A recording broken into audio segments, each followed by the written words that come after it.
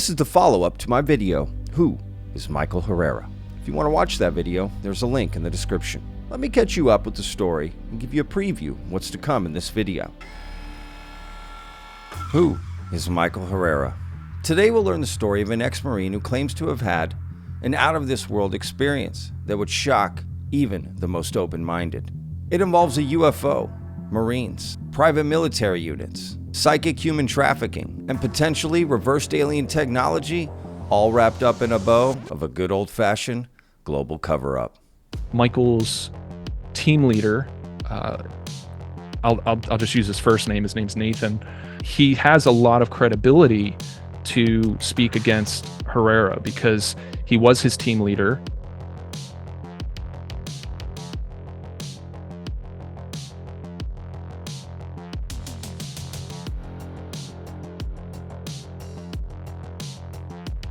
How do you want to introduce yourself?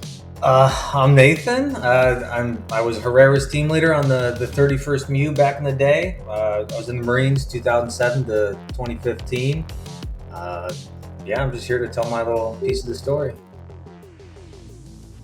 Do you remember meeting Michael Herrera, like the first time you ever met him, or? This is a kind of a unique part of it is we went to boot camp in the School of Infantry around the same time. I don't remember if I knew him there, but my first recollection of meeting him, he got brought over to our company and he put in our platoon and he was given to me.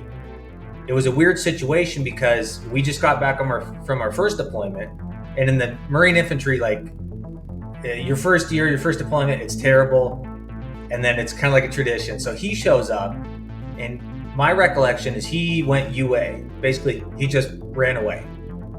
Didn't go on the first deployment, right? So when he came to me, I had to treat him like he was the brand new guy with all the other brand new guys. So it was a weird situation because he'd be like, "Oh, Nathan, oh, what's up?" And I'm like, "Nope, you're getting treated like everyone else." So that's how I first met him, because it was a weird situation. He was in a different company. And what I heard was he took off, didn't go on the deployment. So how do you do something like that? Like, how do you take off and not go on deployment? Like, just run away.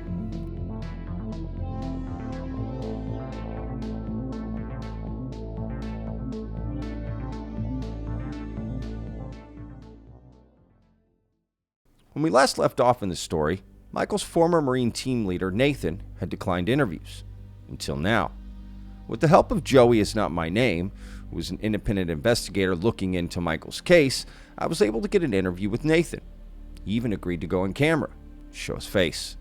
Now let me mention that Nathan has never done an interview before this. So what you'll see later in this video has never been presented about Michael Herrera's story.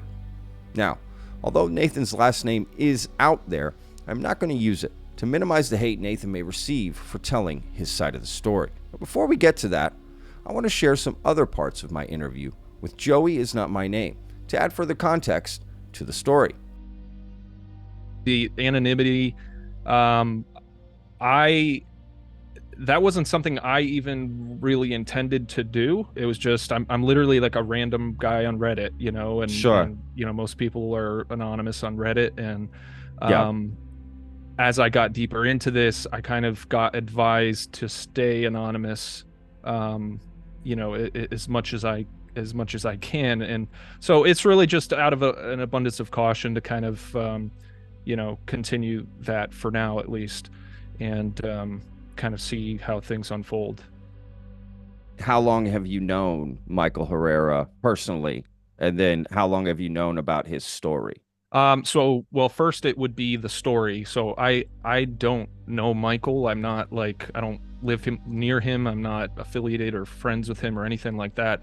I first heard of his story when I came across the Daily Mail article that was published last year. And I honestly just brushed it off. I didn't even read the article because I saw the illustration at first, and it was just so outrageous, you know, this huge craft, and I don't know, it just seemed really just really hard to take seriously, and so I just dismissed it. And then I think it was shortly after when he did the press club conference event that Dr. Greer had organized, And even then, I didn't even listen to any of that because I am very skeptical of Greer. Thank you all for being here. What I'm about to tell you hasn't been something that I've disclosed until recently in the help of Dr. Greer, among other people. In 2009, my unit, which was most degraded infantry battalion in the entire Marine Corps, which was 2nd Battalion, 5th Marines, was called in to do humanitarian assistance operations out in the Philippines, Operation Kitsana. A tsunami and earthquake hit the western part of Sumatra, which is western Indonesia. Thousands could be trapped alive in collapsed buildings on the Indonesian island city of Padang, which is home to 900,000 people. Authorities say untold numbers of homes, hotels, schools, and shops have crumbled to the ground. It wasn't until I was reading some comments, and it was just this one comment someone made on Reddit that, in reflection of watching that event, and they said, I don't know, that Michael Herrera guy seemed kind of credible to me. And I was like, you know what, I'll watch that. So I literally fast forwarded to just that, and I watched it. Then in the days that followed, there was some pretty derogatory backlash against him on Reddit. And I was really upset at that because all of the reasons that were being proposed as to why he's lying were pretty feeble, in my opinion. They were saying like, oh, he said they didn't have radios. That's impossible. His whole story is baloney. So let's just move on. And then it dawned on me that this entire experience revolved around not only a military operation, but a humanitarian military operation, which means there would be countless journalists, photojournalists, records, reports, assessments, all sorts of data that could be gone through to at least start the ball rolling on any sort of investigation. Most important reason I am still investigating this is because after I had initially gotten in touch with Michael and we started discussing possible locations for the LZ, he started confiding in me, and he started sharing information with me that I felt was a little odd because I didn't necessarily need to know. To a certain extent, he was trying to kind of back up some of his claims privately to me, right? So that made sense. But there were certain things that I felt were going a little above and beyond, and I found it a little strange, and I actually got a little more skeptical of him during that time. And then he, if people are following his story, he says that there was an insider who reached out to him through Greer and wanted to meet Michael. And, that sounded really weird to me. Like, what are the chances you have this crazy experience and now you're telling me there's this Black Project insider? It made me very skeptical, to be perfectly honest. Let me give you more context here. So all the stuff that I was referring to that he was kind of telling me about, most of it is now public at this point. And then the last thing I just want to make sure people understand, like, Michael has never encouraged me or pressured me or kind of recruited me to do what I'm doing on social media, like Reddit, and posting about his case. This has absolutely been my initiative because I personally feel it's important, and I saw no one else was doing it. No one else was investigating this, and I think it was because of the Greer Association. And that's why I'm doing this, because I think it's important, and I just want to get to the bottom of it. Now, I think it's time we heard from Nathan. And just to recap, Nathan is Michael's former team leader in the Marines. He was with Michael on the humanitarian mission in 2009, the same mission Michael claims he had his UFO encounter on. Except Nathan claims it never happened. And remember, Nathan has never told his side of the story and has never done an interview until now. Let's start with a little bit before Michael Herrera here. What made you want to join the Marines? Oh man, I don't know. That's all I ever wanted to do. Really? Yeah, not even I want to join the military, the army. You're specific. Yeah. Whatever reason, 5-year-old Nathan was got something in his head. It's like, it's the Marines or bust. And that's what it was. So it was the easy choice for me. What was the year you enlisted? 2007. 2007.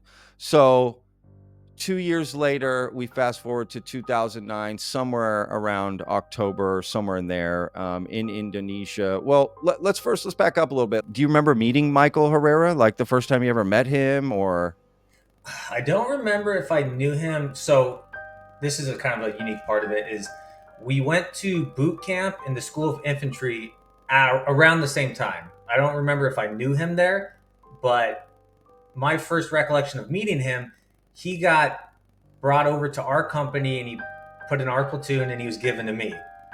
It was a weird situation because we just got back from our first deployment, and in the Marine Infantry, like your first year, your first deployment, it's terrible, and then it's kind of like a tradition. So he shows up, and my recollection is he went UA. Basically, he just ran away. Didn't go on the first deployment, right? So when he came to me, I had to treat him like he was the brand new guy with all the other brand new guys. So it was a weird situation because he'd be like, "Oh, Nathan, oh, what's up?" And I'm like, "Nope, you're getting treated like everyone else." So that's how I first met him, because it was a weird situation. He was in a different company. And what I heard was he took off, didn't go on the deployment. So how do you do something like that? Like, how do you take off and not go on deployment? Like, just run away. What does UA mean? Unexcused absence. Yeah. Okay. He just left. Got it. So like went away. Probably just didn't come back from pre-deployment leave. Go home for 2 weeks. Oh, we're going to, probably didn't come back. And then, months later. So they let him back in after that? Yeah, they still got to get their time. When you're first introduced to Michael, he's already had this history of missing a deployment. Mm-hmm. And he's showing up wanting to kind of be treated like, I'm not a new guy. I've been around the block. But you're like, you actually haven't been on a deployment, so you're technically new, right? Essentially. Yeah, and that's just how it works. Like, also, no one's going to look favorably on you if you ran away from a deployment. So you show up to me and it's like, great, now I have the problem child. And he wants to, and he thinks we're buddies because at one point we were in the same peer group. So it was a weird thing. So you're his team leader. How do you become a team leader, and how big is the team? Yeah, team leaders it's not big. So you would have like usually 3 guys, right? You got your fire team leader, 3 guys, and within an infantry squad, there's 3 fire teams. So then you got 1 squad leader. So I was good at my job. I didn't do stupid stuff. So the next logical step is guys like that. Okay, they get a fire team. It's like your first taste of leadership. So I got They trust you, right? They trust you to be responsible for other people, responsible for schedules, right? Equipment. I mean, all kinds of things, right? Yeah. How many missions did you go on with Michael, like physically, or was it all just training and hanging around a base with him? Yeah, pretty much. So that was the deployment we went on, was the 31st MU. So basically you go over to Japan or Okinawa, you do some training with locals, you'll hop on a boat, float around, and that's how we ended up where we were. An expedition, the Marine Expeditionary Units, basically you're going to float around, train with other militaries, and if something pops up, you can respond quick. That's the whole point, is to get there quick. So like our ship went at the Denver, we broke off and we went to handle this. From what I remember, the other Marines, they went to the Philippines and they did training it's called Crow Valley, where the Marines train all the time.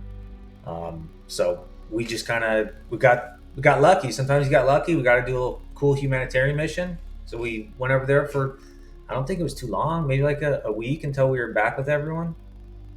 Wow. So how do you guys get over there? Is it like y'all all, go in a big plane? You're on a boat? Like, how do you guys? Oh, we're on a boat. Yeah, we were already on the boat.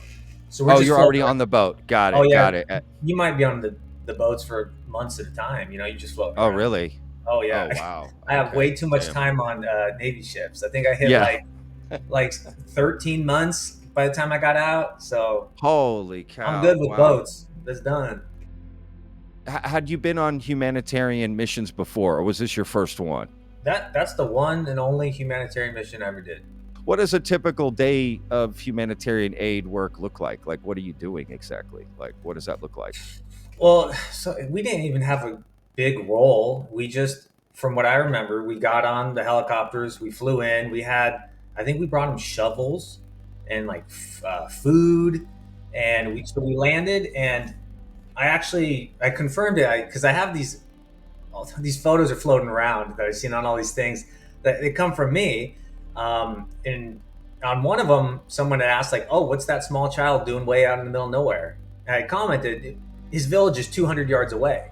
I remember walking up. We just walked up this small hill, and we brought him stuff.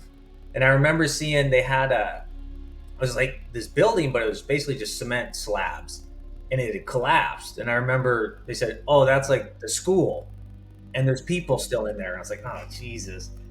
I was like, I just remember thinking, I don't know how you're going to move that. Like, for me, at this point, I don't know, I'm 20. I'm in Indonesia. Like, what is going on? But yeah, we just handed them supplies. And then we came back down to the LZ and hung out with some of the kids. This one kid, Donnie, he was just hanging around us, trying on my helmet. And I remember one of the kids, I thought it was wild. He just started climbing up this tree. I mean, the trees, he was like 30 feet in the air, and he just hacked these coconuts down. And that's one of the pictures. I was drinking a coconut. So this little kid, we all just stood there staring up. And I've seen it on some of these people send me photos of the LZ. And I'm like, I was standing in that corner. That's the big ass tree. He hacked them down. And we had some coconuts and we took off a little while later. Okay, you guys are coming in on choppers. So your guys' base camp or whatever is still the boat. Oh yeah. So you went in once, because it's kind of like everyone gets to go in once. It's a cool little thing. Hand some stuff, come back, you get a ribbon, humanitarian. It's just they need some people to carry stuff in. It was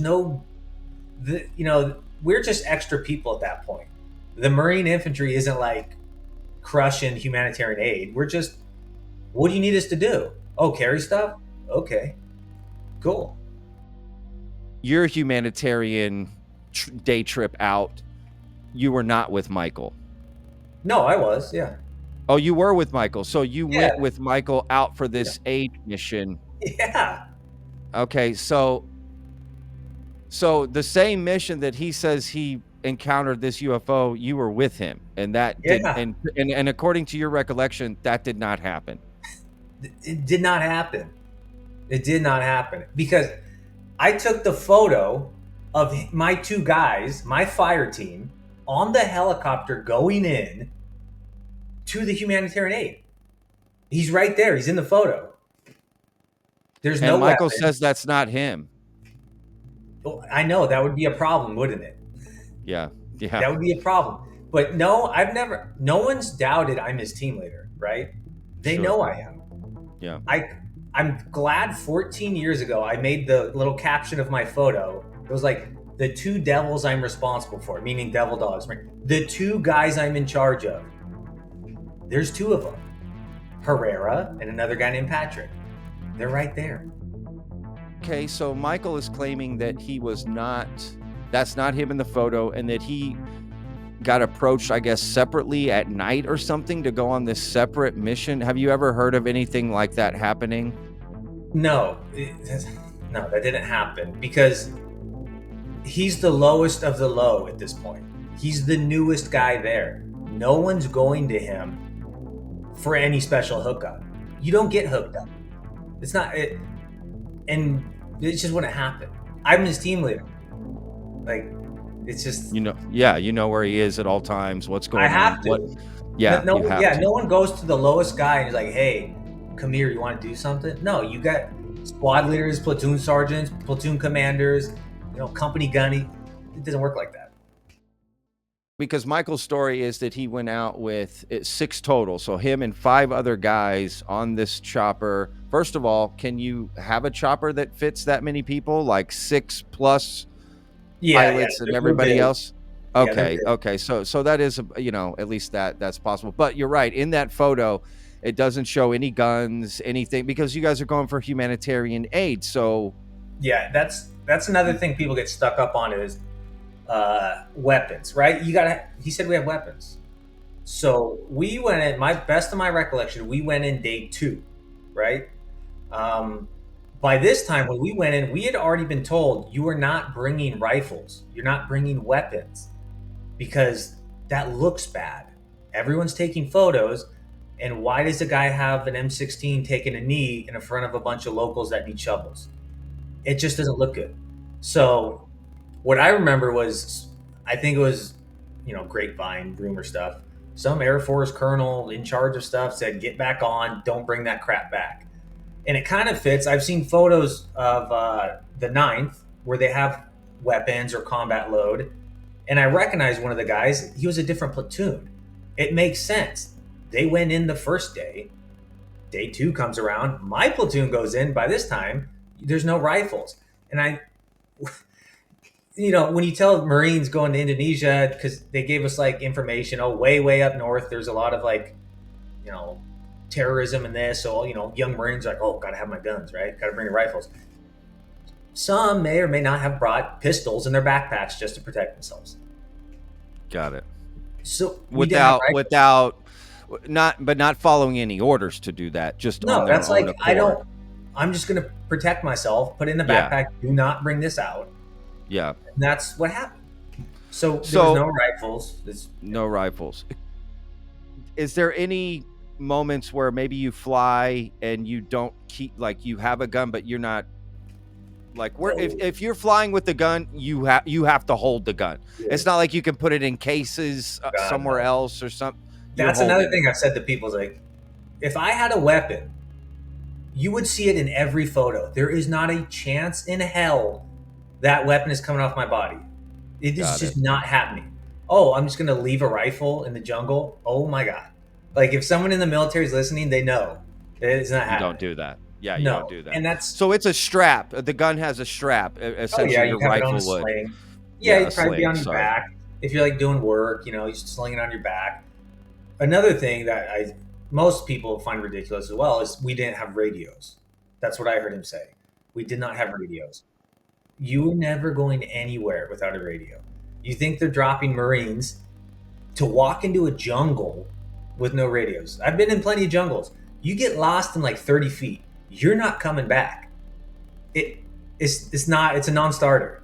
Now, the only thing that's unsettling with this is the fact that they never gave us any comms. You know as well as I do how risky that is. You didn't have any comms? We didn't have any comms. Would have had comms, you're damn right we'd have called it in. Report something suspicious. Maybe get some eyes on a helo, get a hold of their call signs and try to do them fly around, and they never did. And obviously we didn't have comms to do it, but they were more occupied with what was going on behind us. Back on the boat, where do you keep your weapons? Are you issued the weapon and it's yours to take care of at all times? Is it, checked into another place and you check it out? Yeah, it's in an armory. Okay. It's all locked up, yeah.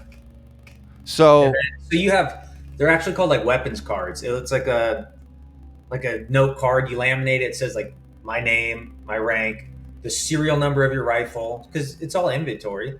Like if I have a pair of MVGs, I got a card. They're your weapons cards. Don't lose them. So yeah, I would go in and I would hand the person my cards, and they pull them up. Okay, go to the rack. They compare it. Oh, here's yours. Go, yeah, that's mine. Yeah, it's very organized. You're not just walking away with a rifle. What about like the pistols? You said some of these soldiers decided to take pistols, right, for themselves, protect themselves. Are the pistols also in the armory, or they keep that on the person? Yeah, like, how do they get that? Armory as well. And so you're allowed to go to the armory and get a gun anytime you want? No, not really. You can't just go. So this would have been something that was done above me. Like I didn't have a pistol. Most Marines don't have pistols. It would have been like a squad leader, or it could have been like the platoon commander. Someone's like, because at this point, a lot of the people that are in charge, they're like OIF 1, 2, like Iraq veterans, like early, like these are some hard dudes, right? So they probably go to someone like, give me a pistol.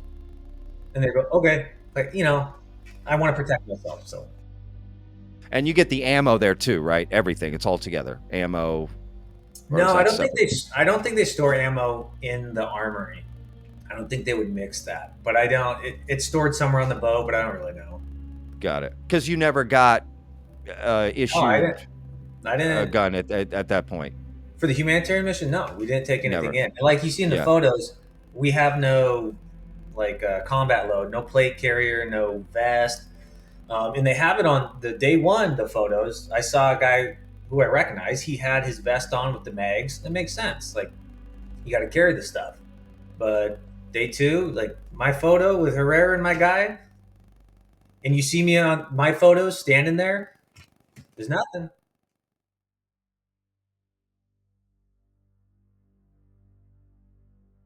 What did they? They went 300 meters away to a hilltop for security. Correct. Okay, you can't see 30 feet in the jungle. Why are you going to go 300 yards away to protect an LZ? You would stay there, and you're for sure not going to go out there without radios. And I didn't know he said it was at night. That's even if he did, that's even more wild. Like, how are you getting out there? Your GPS they gave you for this particular mission, try and navigate at night in the jungle. The reason why I know how big this thing was because Did you see it as you crested the Yes. the hill? yes, I did, and that's where I took videos and pictures of this thing. That's how I was able to see it because taking pictures of the chaos going behind and everything. You see in the rubble, burning buildings, flooding, and all that kind of stuff, and then you turn around. I'm like, So you crest this hill. yep, You look down into the valley. yep. And there's a clearing. There's a clearing with a UAP yes.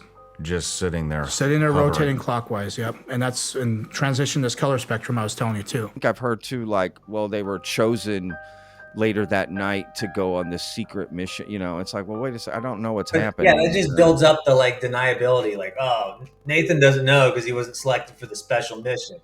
You were the lowest guy that ran away. You're the guy. Okay.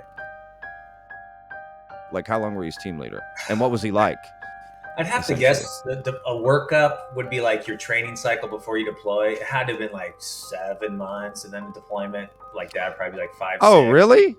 Oh, okay, that's a long time. Yeah, That's a long time. I was with him a lot. Yeah. He was a strange guy, to be honest.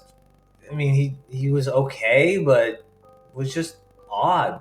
Things he would say, his social interactions were just a little, off. When we were in Okinawa, he got really into going to the gym, but he would be there for like 4 or 5 hours and just kind of wandering around, picking up a weight every once in a while. I'm just like, you know what? Hey, we're on our free time. Do what you want. I don't know. We weren't like friends. We worked together. I was in charge of him. We weren't hanging out. It's not how it worked. So he never got in like trouble, or did he miss a deployment again under your watch or anything like that? Like any issue like that? No, I left that unit after that one. I don't know what he did after that. I don't ever remember him getting in any Just crazy with stuff. you. Like, yeah, I mean, just with you. Nothing big. I'm sure like he did stupid shit. Like Normal we all stuff. do, but yeah. Yeah. No crazy. There's no big event. I never thought about the guy until someone started sending me a link to I think it was the Sean Ryan show. I was like, what is going on? Because I've watched the Sean Ryan show with other people. It's like, dude, I'm not looking at the same dude. This is not. And I watched the episode. I was like, this is insane. I was there with him. This is insane. Like the next day, I emailed the Sean Ryan show. I found an email address. I sent a bunch of photos in. I put 3-4 paragraphs because I was kind of upset. I was like, yo, how does this guy get on here? This huge platform. Did you do zero research? Like nothing. You're just like, screw it. Come on, say it. Because I was like, I like this guy. I like the show. But you let him on. So I never got a response. And then I got a wife. I got kids. I'm not going to put a ton of time into it because I was there and I know. For me, it's easy. This is an easy story because I was there. But I get why everyone else is like going to these extremes because, you got him saying one thing, you got me saying one thing. But common sense and photos and all accounts back me up. No aliens. Sorry, I wish. And all of a sudden, we're enveloped by this military force I still to this day don't know who they are. And How that's close did you get to the craft? to the craft? Roughly 200 meters, 150, 200. Did you get to the bottom of the hill? Yes. So you could see, so you saw the top of it, and then you could see underneath of it. And underneath of it had this platform that was on the ground that was separate from this craft hovering. And it was very weird to see, and I was like, okay, I don't know if that's kind of like a cement pad or something. I don't know if it was like a helo pad or anything like that at first, but then started seeing how the material would kind of look very similar to what the craft was. It's like, well, that's separate. So you have something that's on the ground, stationary, and then you have something that's up top, and it's just rotating in a clockwise position. So right when we got close to it, at least 150, 200 meters out, then all of a sudden we were engaged, at least not in a hostile manner, at least, not gunfire or firefight or anything like that. But the way that these guys moved was so fluid, it was so still, it was very, very, very smooth. And it kind of indicated to me, after thinking about it for several years, is that these guys had done it for a while because of how smooth this operation was. Mm-hmm. So when we were in a tactical column going towards the center of this thing, they actually came from the flanks, but it was more of a diagonal, like a corner of the room, so to speak, right? For them, at a tactical advantage, they have interlocking fields of fire on every single person, and they had a team of 8, right?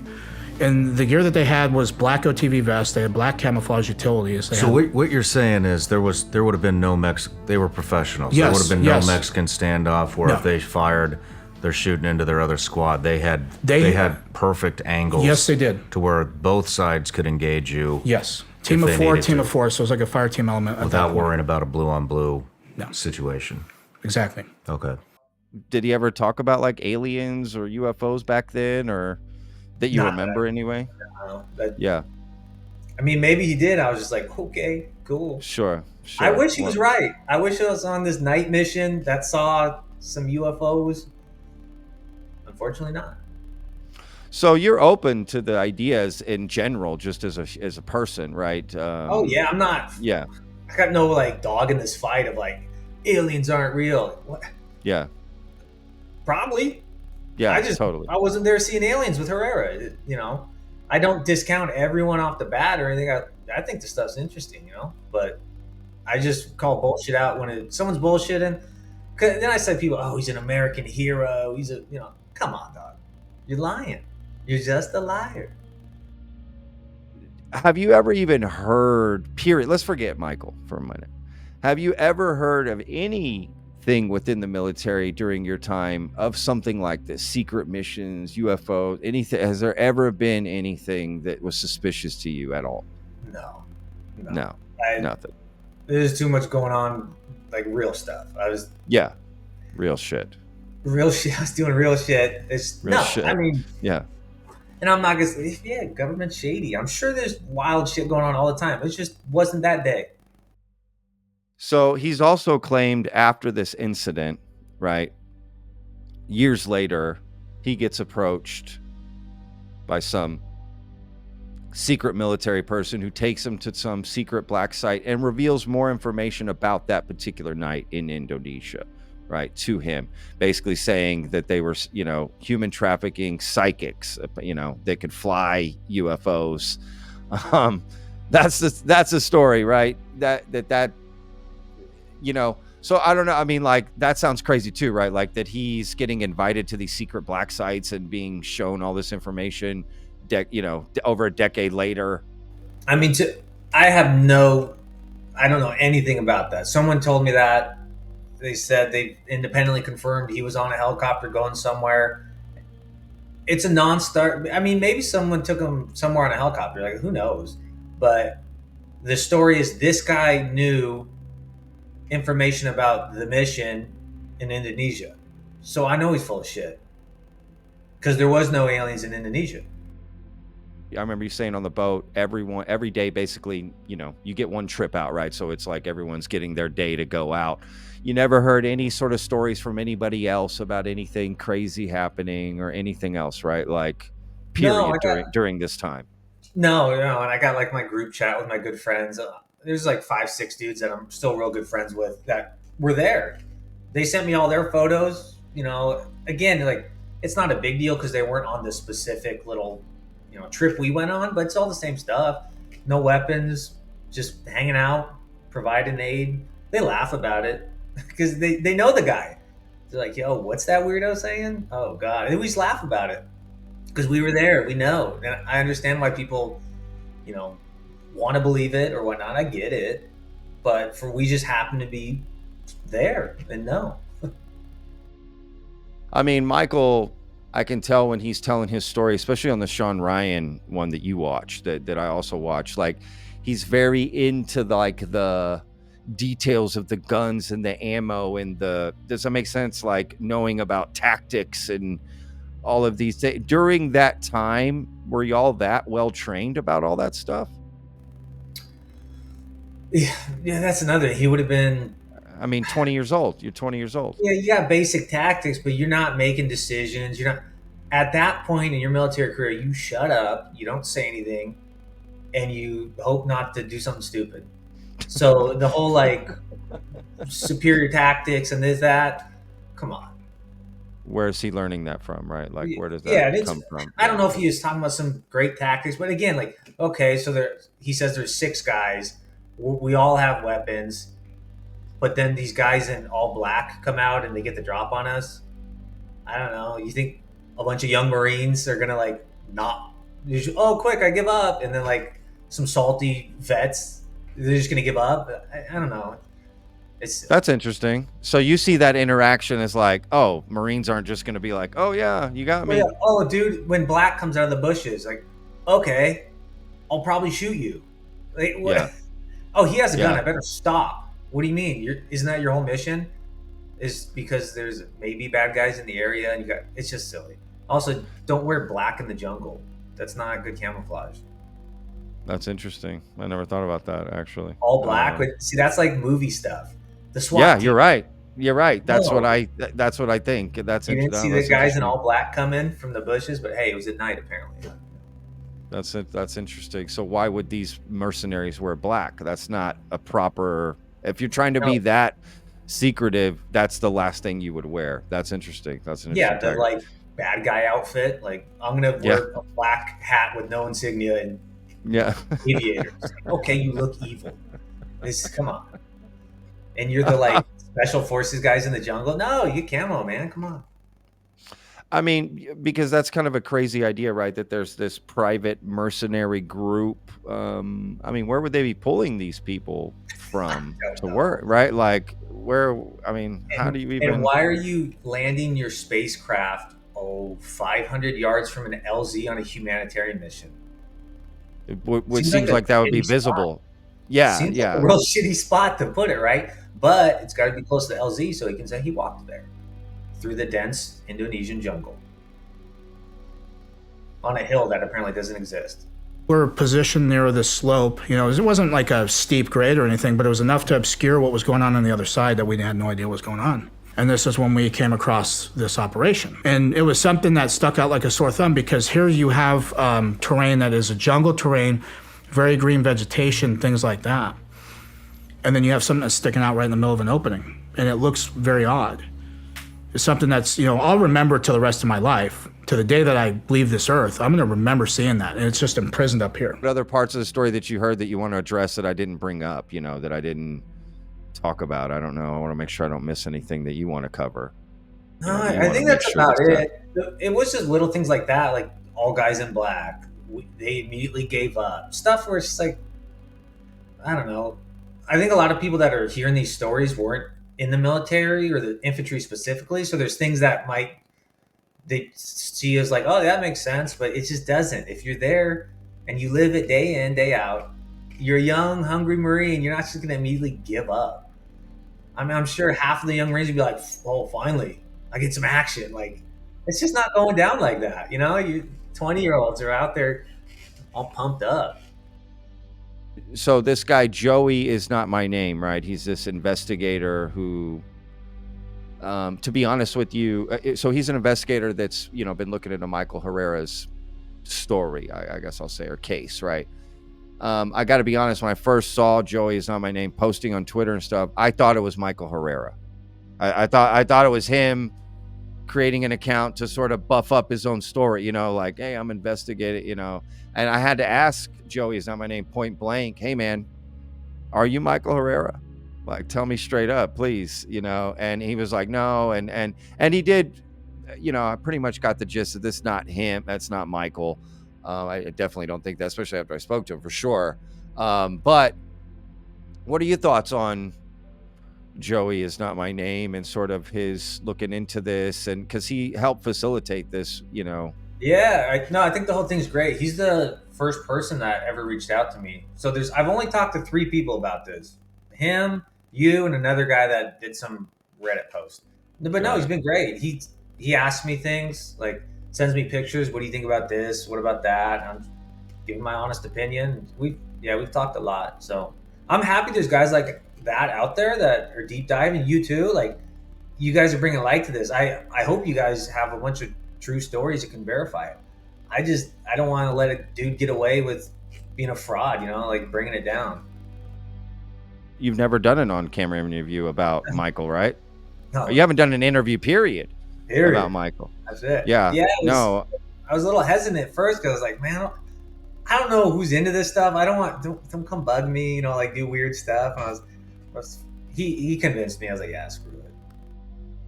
I think it's important to hear all sides here. I mean, you're clearly someone in Michael's life during that time that we definitely should be hearing from, because Michael is telling a story that is quite fantastical, is quite out there, and I think it's good to hear, the different sides and hear your side. Especially, I was very curious to talk to you as soon as Joey is not my name started to bring you up. Immediately, I was like, well, what? That's the guy we need to talk to. That's the guy. What do you think Michael is going to say to some of your comments that you're making now about this? He's going to respond. I mean, he's going to see this. He's going to see this. Fast. Yeah, he wasn't there. I was on a special mission. He doesn't know what he's talking. What can you say? I mean, like, if you just look at the two of us, I'm a normal dude. I did 8 years, great career. I don't know. Like, I've heard the whole photo. Like, he just says, "Oh, that's not me." Okay, well, that's a great answer for a photo that obviously just craps over your whole story. So I think he'll do the same thing. He wasn't there with me. Okay, and he won't have answers. Okay, give me the names of who was there with you. Give me the names. I talked to a lot of these guys. Herrera, tell us the names of who went on this special mission with you, because I'll text them. I bet they didn't, because you were with me. Because he's saying these are other people who were on the boat with you, right? These were your cohorts or whatever you want to call them. It makes even less sense if the people he went on a special mission with aren't from the boat, the only boat there, and they picked him.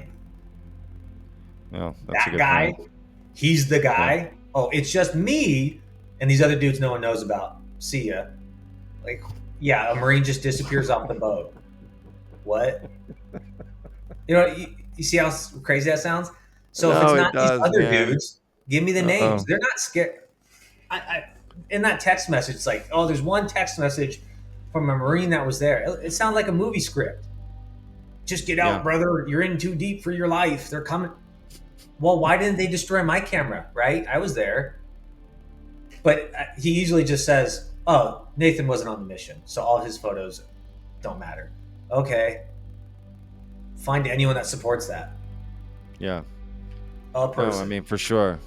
I mean, yeah, that is an interesting part, right? He said he took photos of the UFO, which I guess you guys do carry around cameras, so that is plausible that he had a camera. But sure. At night, he's taking. I mean, this is 2009, so I remember cameras from back then. They were not very good. Yeah, that's why my photo of Herrera, everyone's like, it might not be him. Yeah. Frick, I was 7 feet from the guy. Yeah, so, totally. And yeah, that's the thing. Oh, can I get the original so I can get the EXIF data? I can't even fathom what if it was a phone or a digital camera. It was 14 years ago. Sorry, I freaking wish. I wish I could give it to you. And then he would just say, oh yeah, it's all true, but that's not me.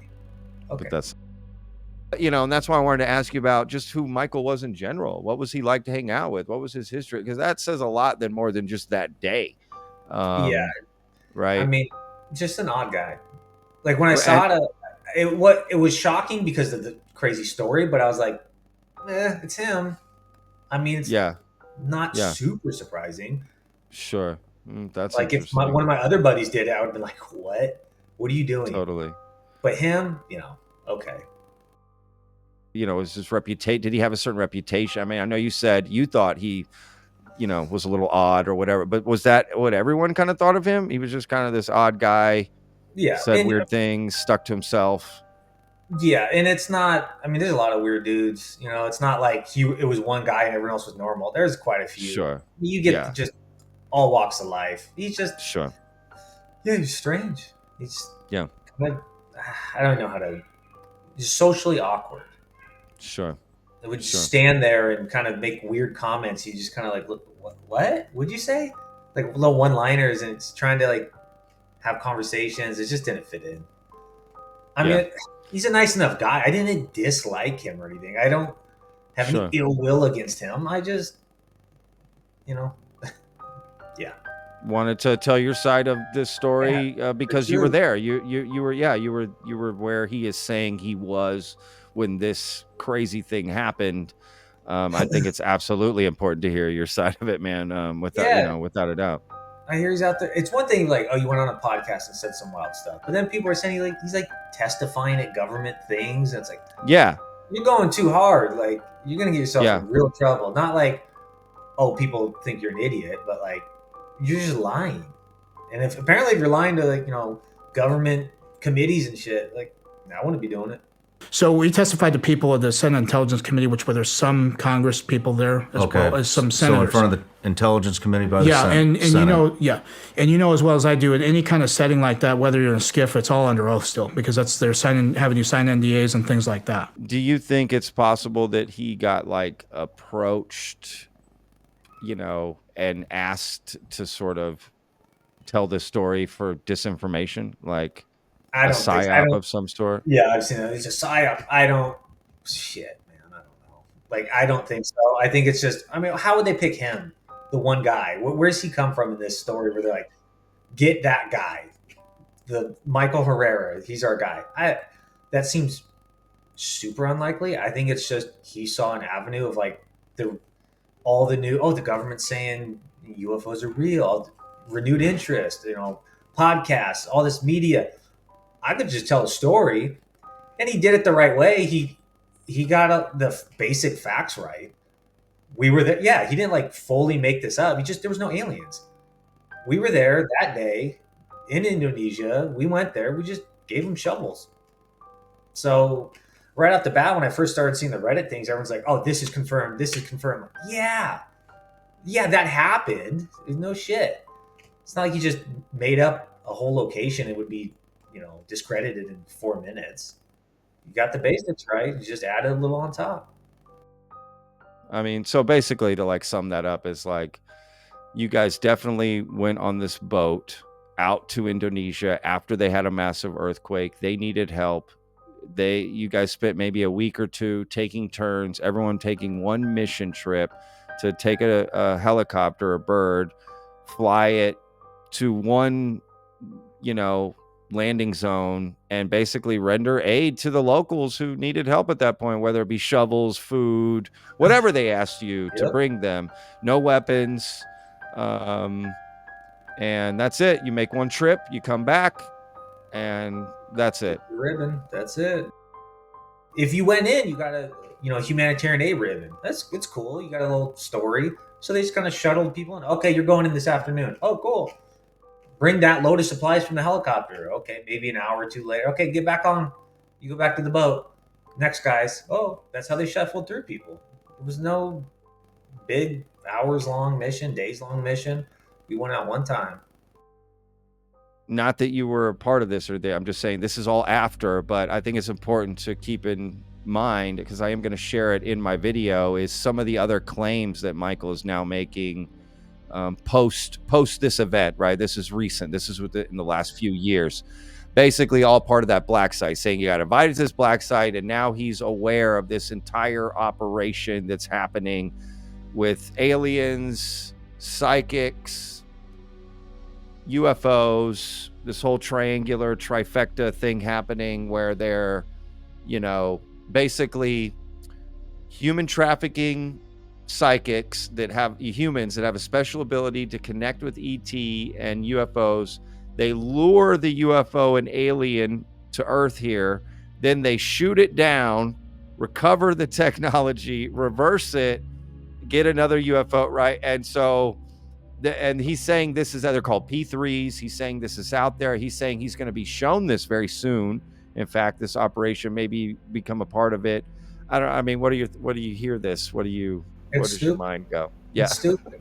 He will never, mark my words, he will never come forward with evidence. Never. Never. Guys, in a week, it's coming. You don't got shit. It's never happening. These aliens can't figure out we're luring them in and shooting them down. You think after like 3 UFOs get blown out of the sky, they're like, don't answer the psychic call. Come on. People can do some very amazing things with their consciousness. You mentioned people from South America and others.